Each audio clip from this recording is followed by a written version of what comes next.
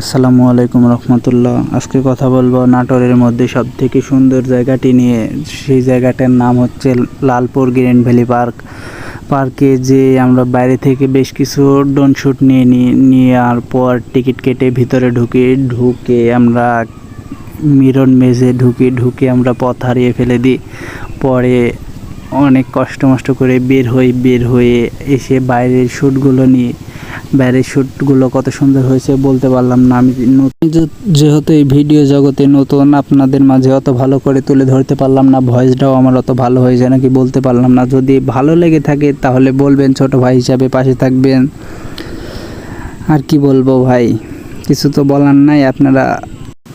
আপনারা যদি ফ্যামিলি নিয়ে বেড়াইতে আসেন লালপুর গ্রিন ভ্যালি পার্কে তাহলে আসতে পারেন। ফ্যামিলি নিয়ে আসলে বেশ কিছু রাইড পেয়ে যাবেন। রাইডগুলো অনেক সুন্দর, যেমন পেয়ে যাবেন এখানে নৌকার একটা রাইড, তারপরে স্পিড বোর্ডে আছে, এখানে সুইমিং পুল আছে, এখানে নাগরদোলনা আছে, বেশ কিছু রাইড আছে, এখানে ভূতের ঘরমর আছে, অনেক কিছু আছে। ওগুলো দেখুন। আর আমি কতটুকু তুলে ধরি তারপর কিছু কথা বলতেছি। তারপর আমরা কিছু ফটোশ্যুট করি।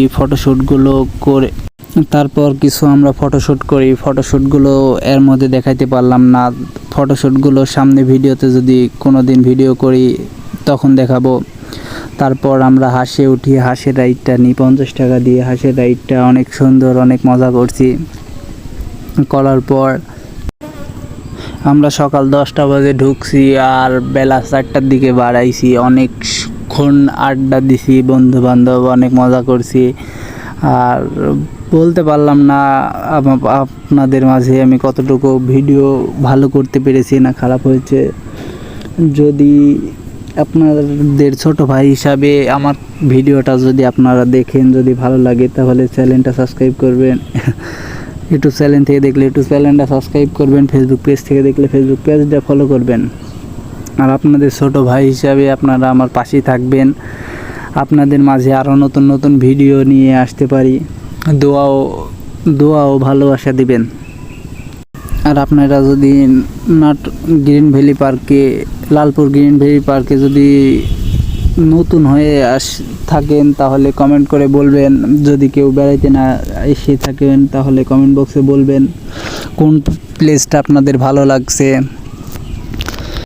আর আপনারা যদি সিজনে এসে থাকেন তাহলে দেখতে পারবেন আমের গাছেও অনেক সুন্দর ফুল ফুটে থাকে। ফুলগুলো অনেক সুন্দর লাগে, সিজনে গেলে আরও বেশি ভালো লাগে। আমরা বেশ কয়েকবার গেছি। এভাবে ফটোশ্যুট করা হয় না, এভাবে ড্রোন শ্যুট নেওয়া হয় না।